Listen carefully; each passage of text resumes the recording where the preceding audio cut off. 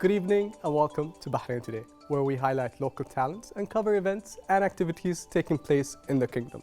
You can follow all our updates on our Instagram account, Bahrain International TV, and also on YouTube, in addition to sending all your questions and suggestions to our email shown on the screen. Today, we bring you the latest of Bahrain's efforts to protect animal welfare, in addition to the long-awaited Blast Pro Series Global Final held here in Bahrain, and entertain you with a great musical segment. Viewers, don't go away, and we'll be right back.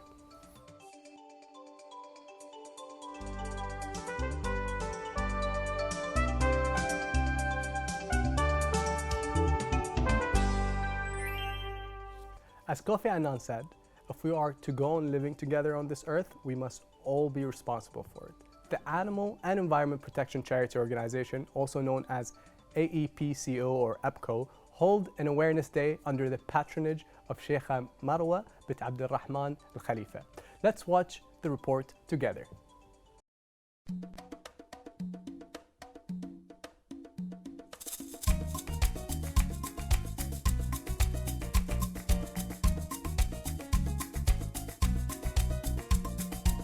Under the patronage of Sheikha Marwa bint Abdurrahman Al Khalifa, the president of the Animal and Environment Protection Charity Organization, also known by APCO, held an Animal and Environmental Awareness Day to encourage people to be more accepting of animals and to promote a conscious approach to protecting the environment. It was an opportunity to share with the attendants the work that APCO undertakes, as some of APCO's latest rescues were at the event. Wonderful initiative. Sheikha Marwa and the APCO Association are doing so much to raise the awareness that to protect our environment and to respect all living creatures is a shared responsibility of everyone. And I am very impressed coming from Germany, where many people are lovers of cats and dogs, how strong also the respect for animals is developed here in the Kingdom of Bahrain. Of course, there's a lot to do, and sometimes animals are not being treated properly, and initiatives like this one really contribute to raise the awareness of how important this is. First of all, it's a very nice event. The awareness it gives for people about animals, dogs especially, is very important in Bahrain. We have a lot of stray dogs and dogs that are being abused, dogs that are being used for dog fighting, and that is something that we should not be allowed. And I think that the fundraising that they are doing here for the help that is given is excellent. Dogs are pets, they're beautiful creatures, they give you so much love, and they're not something to be afraid of. They bring people together, like at this event especially. Everyone is here, we're talking, we're mingling, we're interacting with each other, people from different cultures, people from different places in the world, and we're all talking and coming together with the love of dogs. I brought my own dog with me today, and there are lots of dogs, and they're all meeting each other at this event. Such an event will bring awareness to the issue of stray dogs in Bahrain and to general animal rights and environmental awareness, which is needed, I believe. So it's a great event to bring awareness to those issues.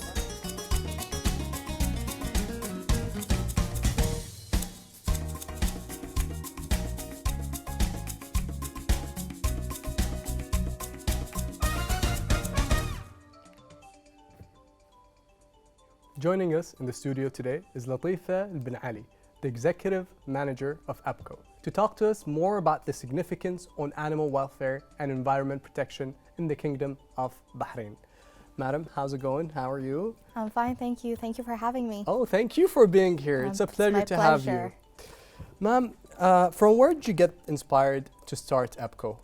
Well, actually, Sheikha Marwa bint Abdurrahman Al Khalifa, our president, is the founder of EPCO. She started rescuing animals herself in 2014 and had the idea of not only having an animal organization, but an organization that combined animal protection and environmental protection. So her idea came to life earlier this year, and we've hit the ground running ever since. Wow. And you've been with them for how long now?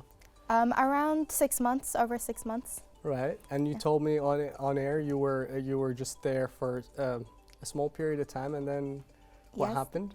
I started as a volunteer in the TNR program in June, and it was just so eye-opening. I Right. thought there was more to be done, and here I am today. I always tell people, if you'd give without expecting something to get back, that's you'd be way happier, way more self-rewarding than if you do something and expect something to get back. That is happiness. Of course. And tell us about the event and what was the outcome. Well, the event was a way to raise awareness in the kingdom about animal welfare and environmental protection. Right. It was a good event to have people come along, bring their dogs, people that were quite apprehensive about being around dogs. It was very eye-opening, gave people a chance to understand the problems that we're facing in the kingdom, the way EPCO works, what we're aiming to do. And I think, you know, the event was very successful in terms of getting more people on board, Right. and getting more people interested in actually finding a solution to combat the problems we're facing. Right. So can you tell us what does EPCO do, and what animals they take care of, and how they take care of them? Well, at EPCO, we focus on all animals, Right. whether it's wildlife protection, stray dogs, abandoned dogs, cats, and of course marine life, including turtles and dugongs. We started, our first campaign was the TNR program, which focused on stray dogs. But as we are moving forward, we're realizing the problem with abandoned dogs. Right. And it's when people abandon their domestic pets. And that's a growing problem. We're facing, you know, German Shepherds and Pit Bulls, and I just rescued 5 Shih Tzus 2 weeks ago Wow. from the streets. So that's what, as an organization, what we're aiming to do is implement new laws in the Kingdom of Bahrain to combat these issues. And how's that going so far? Well, we've met with many relevant authorities, with the municipalities, with members of parliament. Sheikh Marwa has ongoing meetings with them. Hopefully, we're aiming for the best, but we need pet ownership laws to hold accountable people that abandon their pets, microchip laws, breeding laws. You know, there is excessive breeding going on in the kingdom, and that's where the source of the issue comes from. I understand. And what kind of response have you got regarding the volunteering and charity so far?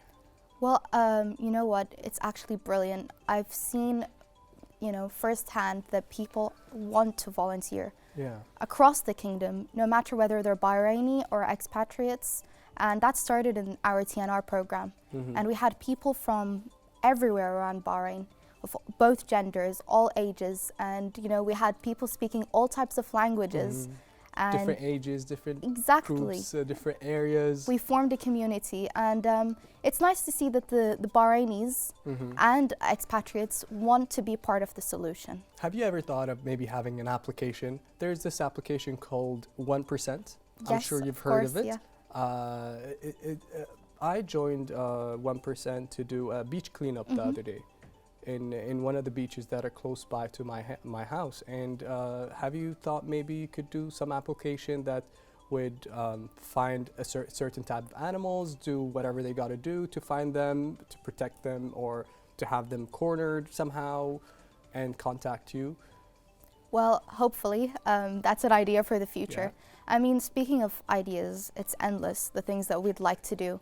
But, you know, we have to take one day One at a step time. at a time. Yeah. Definitely. And what do you think of the importance of spreading awareness of the environment or animals here in Bahrain? Oh, I think it's very important. I always say that teaching children, particularly, to be compassionate towards animals should be as important as teaching them to say please and thank you. You know, a famous German philosopher, Schopenhauer, said that compassionate towards animals is directly related to goodness of character. And I strongly believe in that. You touched me right there. Exactly, because, you know, we have to think about it, even in a societal point of view.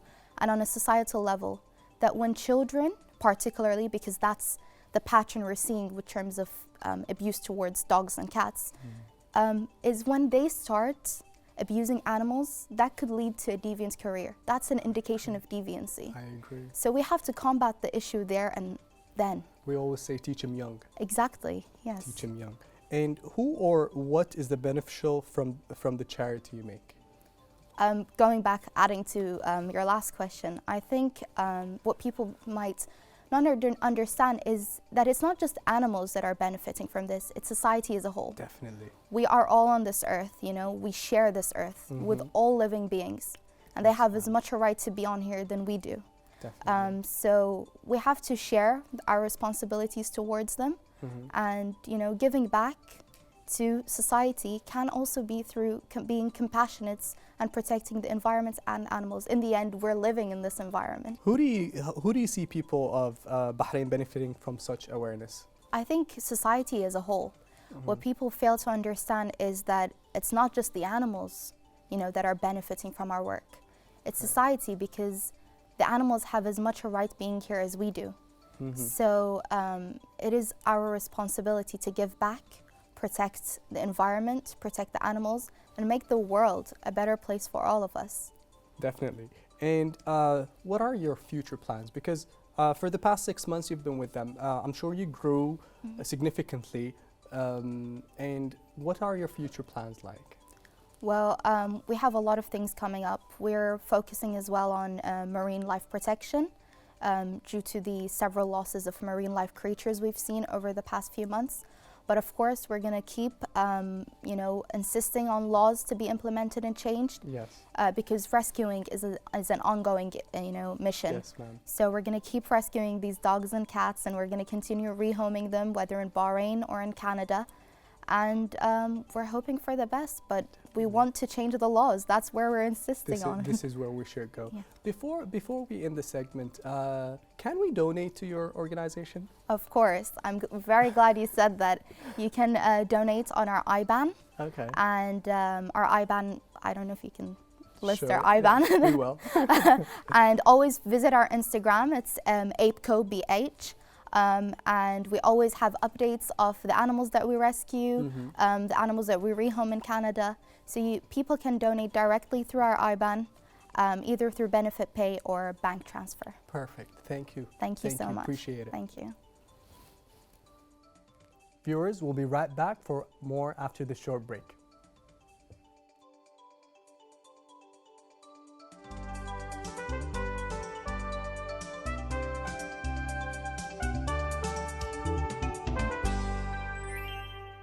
The long-awaited Blast Pro Series Global Final 2019 is held in Bahrain, and the final sees the top 4 teams of the season, 4 teams of the 2019 Blast season, vying for the championship trophy and the chance to take home a share of $500,000 prize pool. Let us watch this report for more.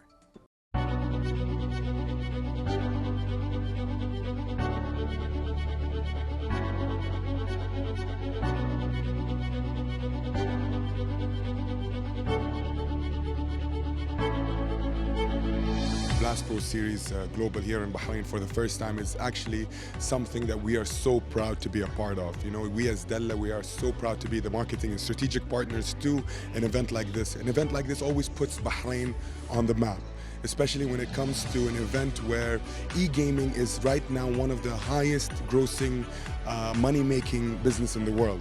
So to have something like this here in Bahrain, of course, it grows the economy, it grows this perspective of e-gaming to the people around, not only to people that are organizing or being a partner to it or even helping out. It's more of them being here in Bahrain, showcasing, and this is also really good for Bahrain because it also gives Bahrain the power to show its muscles. It's obviously great. We have been doing really well this year, so obviously we expected to go to the final. Also going up against our bitter rivals in Team Liquid, we have been playing them a lot in the past finals over the last 2 years. So I'm expecting a great final, and the atmosphere from the fans here in Bahrain has been really well. It's been really good. Hosting it in the Kingdom of Bahrain was and has been an incredible ride. You know, it's been a year in the making. We've made it happen. Wouldn't have happened without His Excellency's help from the Ministry of Youth and Sport and help from EDB as well. And I think that all coming together and seeing the setup that is here, that I think most from all other regions of the world would be extremely surprised about. We were, in a positive sense, just meant that it was the perfect place to go. And I think that combined with our mission and vision for esports as a whole, which aligned beautifully with the vision and mission of the country, I think it was the perfect place for us to end the year. And I mean, you've seen the fans in the arena, they're loving it. That means that we're loving it. So ending on a high note already, I feel like. So just seeing these guys live playing, honestly, it's still surreal to me being inside. And yeah, I'm really glad they chose Bahrain amongst other cities like Moscow, Madrid, Los Angeles, Miami, you know. And then Bahrain is the global final, which is amazing, and it's good for the scene in the Middle East as well.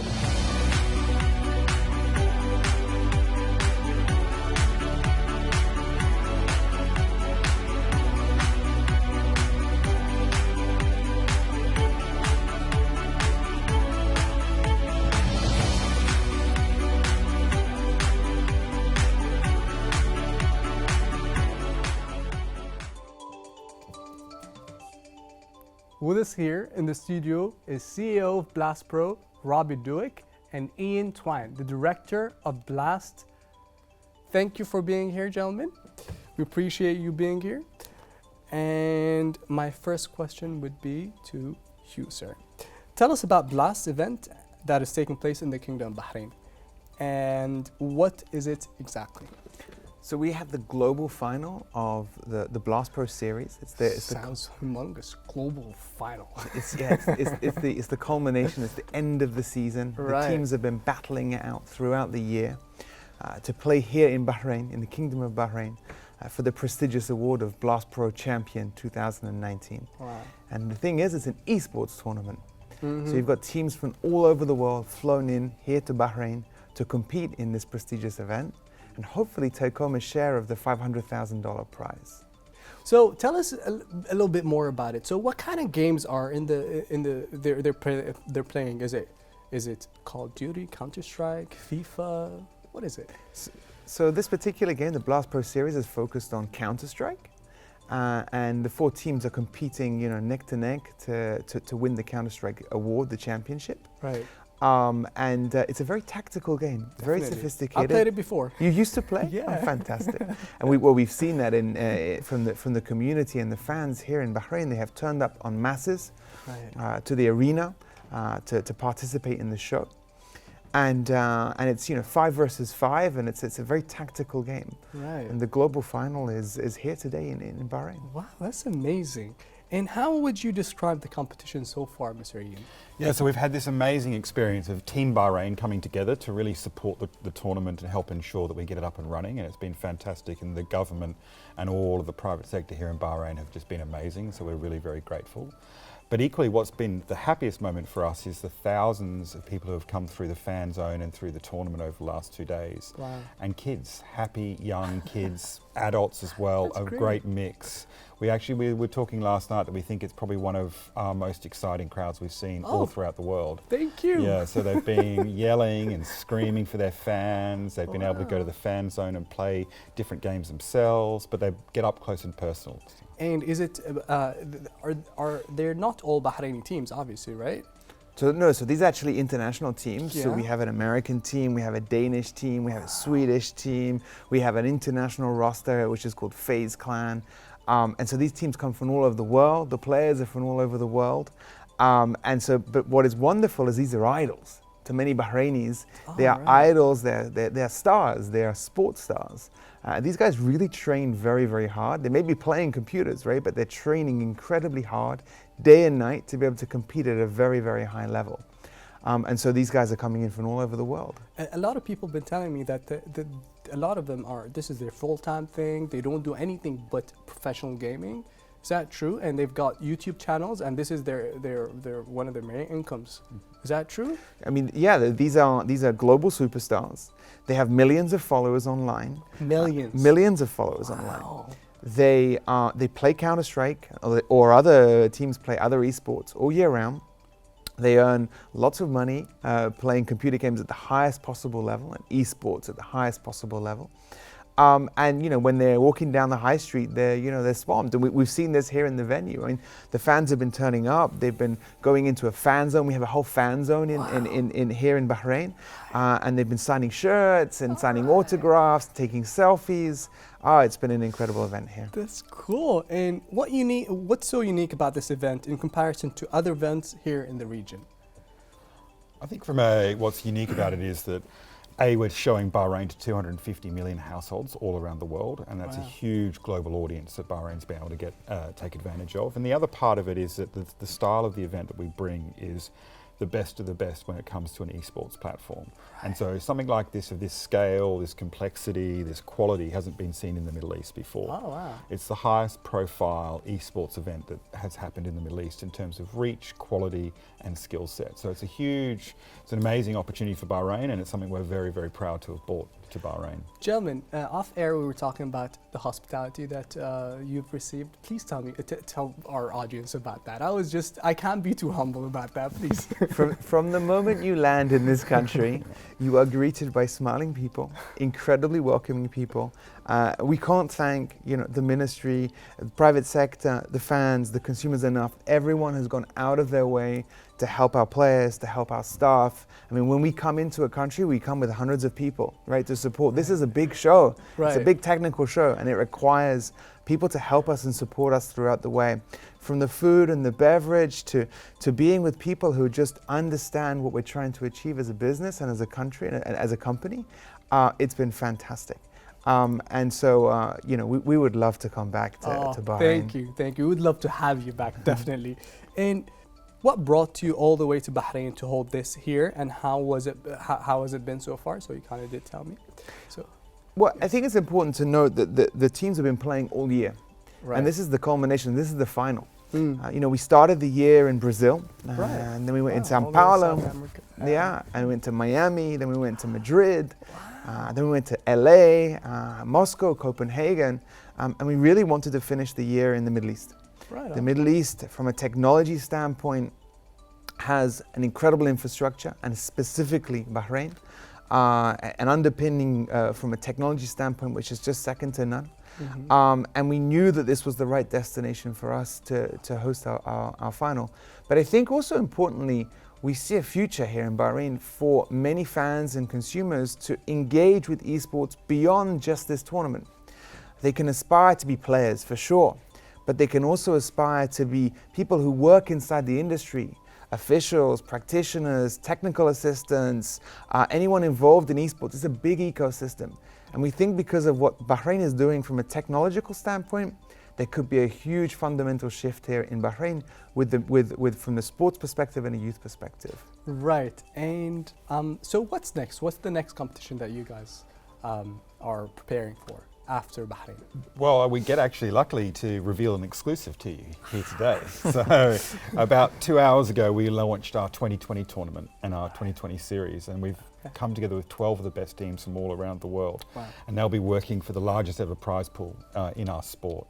And so that's going to be a fantastic series of events all around the world, and hopefully we'll be finishing up in Bahrain or coming through Bahrain at some point next year. All right, that's great. But we just showed that in front of 200+ million homes this afternoon. It's Twitter's gone mad, which has been wonderful, and lots of young Bahraini fans have been excited by the teams we've chosen, the approach we've taken, and the innovations that we're bringing forward in our sport. All right, so is it always Counter-Strike? I'm sure it's not, right? So this particular format that we've had this season, Blast Pro Series and Blast Premier, is Counter-Strike. But ultimately, there's nothing to say that we wouldn't be able to do other esports. In the fan zone here in Bahrain, we have FIFA. We have the ability for fans to play other esports and really compete against each other. So, esports is a wonderful ecosystem. We believe it's an ecosystem which will be huge in the future, and it's already there. It's the combination of sports and entertainment coming together in one. Right. And that for anyone who's a fan, who's a consumer, is just incredible. Right on. Well, would you like to add anything before we conclude this segment of the day? Yeah, I think for us, what we'd like to say to the young people of Bahrain is there's a huge opportunity here for them. You've got a government and a community and an ecosystem that's saying, jump up, get ready, get in, get organised, think about your future. This is a great opportunity for you to think about what you could be doing in 5-10 years' time. So we'd love them to sort of next year when we come back, we'd love to see a lot. We've had a great Bahraini crew on board, but we'd like to see triple that. And we'd like to see more Bahraini companies come and get involved. And, you know, frankly, what Bahrain has shown to the world through hosting us is your amazing hospitality, but the cleverness of this nation. And that's something we're very proud to be part of. Thank you. Thank you, gentlemen. Thank you so much. Viewers, don't go away. We'll be right back.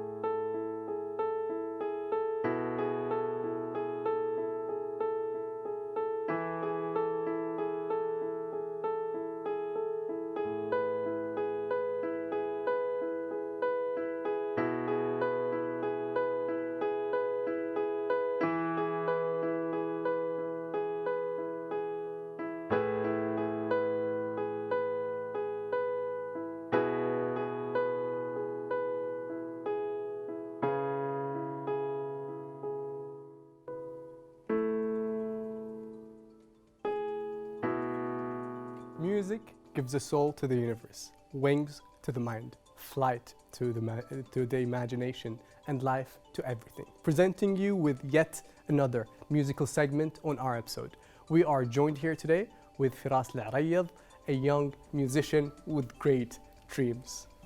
Mr. Firas, thank you for being here. Thank you for having me. I'm actually looking forward for you singing to us today. I've met with Maha Sahaf the other day. The first time I've ever seen you sing and play, it was the guitar. It was at the pop-up market that was in Courtyard, Sif District. Yeah. What'd you sing for us the other day? I sang 2 originals, and I sang Hey and another song called from the Black Eyed Peas, Where's the Love? Yeah, man, that was just a beautiful. You were a great performer. I don't care about the song. The songs were beautiful, good, amazing, everything. But you were the performer. You made it even better than the way it sounded. Thank you. And sir, how did your passion for music start? Well, growing up, I always had music playing around me. We weren't a musical family. We're more a sporty family. Right. But we always had music, so in the car, in the mornings, they'd be playing it. I'd be playing it in the shower, of course, like almost everyone else does. Yeah. And but yeah, it was just a pastime. Like honestly, even growing up, music wasn't my thing. Huh. Like I said, I was into sports more. Right. And it was only up until I went to university and I started meeting other musicians and then learning from them. And that's when I really actually got into music. Right. So I did get in pretty late. Speaking of sports, I do know your brother. I think I played with you squash once. Oh, okay. Yeah, I did play squash. Did you play squash at one time? Yeah. I think we did play squash at the Ritz-Carlton. I think I may have won as well. I think I may have won. So, who inspired you to get into music? Well, listening to artists like Bob Marley, Queen, and Jeff Buckley. Recently, it's Jeff Buckley. I've been really getting into his kind of music. Right. And those artists really got me into music. And what about your family, your friends? Well, none of them are really into music, but they always come out and support. They're always there at the shows. So that back support is always there for me. That's great, man. That's great. And how is Kingdom Bahrain encouraging you, fresh musicians out there? I think, like you mentioned, Bahrain Pop-Up Market is just one of the many. Right. And like, there are like so many good artists, and you've had them here on the show as well. And there's such a close community for Bahrainis, and you have places like Sonder, and like companies like Museland who all try and support and cater to these local artists. And so they have these events, and Museland just had an event recently where they brought in musicians from around the world, and it was like workshops, and I sang at that, and other great musicians as well sang. So like Bahrain is really supporting the local Right. So you talents. learn a lot from the other performers, artists. Oh yeah. A lot more, huh? Especially because like their styles are so different, and Right. you tend to listen to genres you like. Right. But when you listen to artists you're not used to, you start to pick up different techniques, different like ways of using your voice, the piano. And what genre do you usually play? Usually it's the acoustic on the guitar or like with the piano. It's very simple music, and like acoustic rock, folk music. All right. And now recently I'm getting into more electronic stuff, and I'm trying to like Mix it record up. stuff. Yeah, pretty much. Right on, right on. So talk to us about your upcoming gig. Well, I don't have any planned yet, but normally I'd sit down and just wait for people to message on Instagram or see something pop up. But I feel like now is the season that they've had. Everyone wants to do stuff outdoors, and they keep putting up all these open mics. So I'll just reach out to whatever comes around. Right on. So what are you playing for us? I'm playing Heya. Please.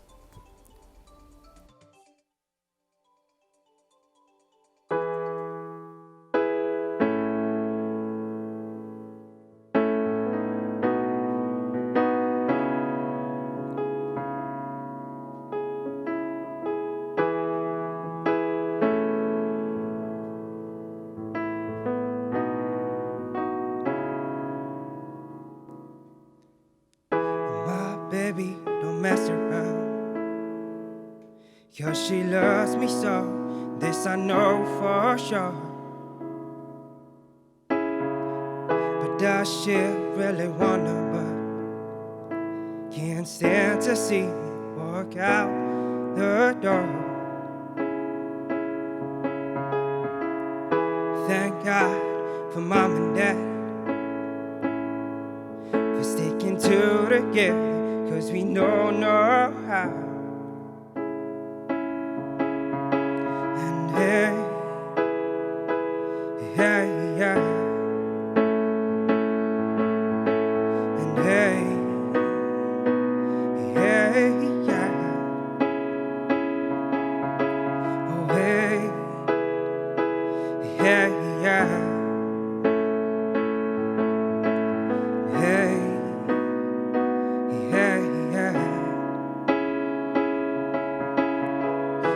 Together, oh, we get together, but separate's always better when there's feelings involved. If what they say is nothing is forever, then what makes love the exception? Then why are we still in denial? And hey, hey, yeah. Oh, hey, yeah, yeah. And hey, yeah, yeah.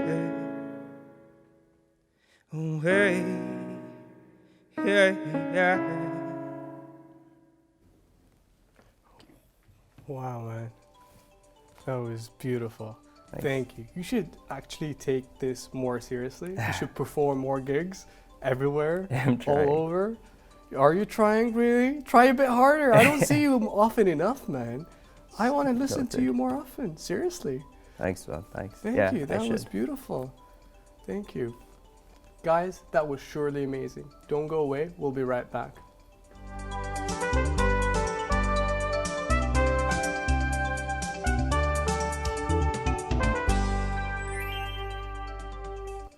This brings us to the end of an amazing episode. Tune in next time for more events, coverage, and showcasing of local talents. If you wish to be here with us on the show, message us on Instagram or email. We will leave you with another beautiful song from Firas. Have a lovely evening and goodbye.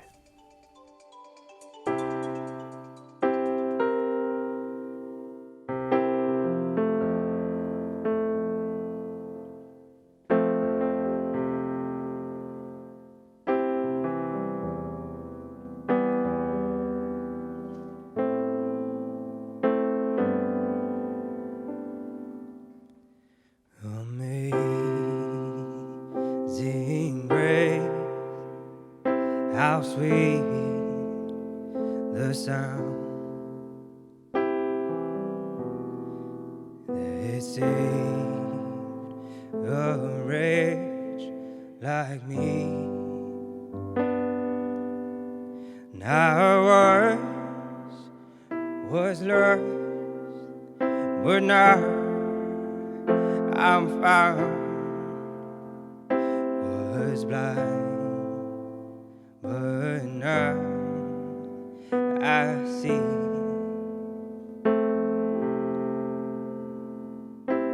And it was grace that made my heart to feel. Yeah, and grace my fears really. I will pray just words that grace appears.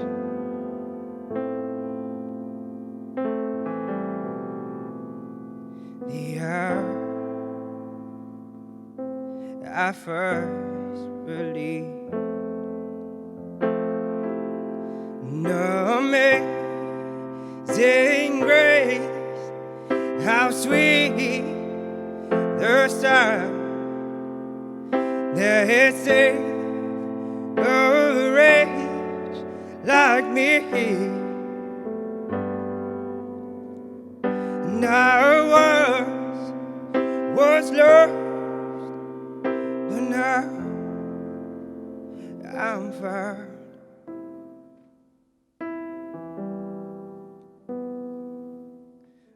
Was blind, but now I see. Was blind, but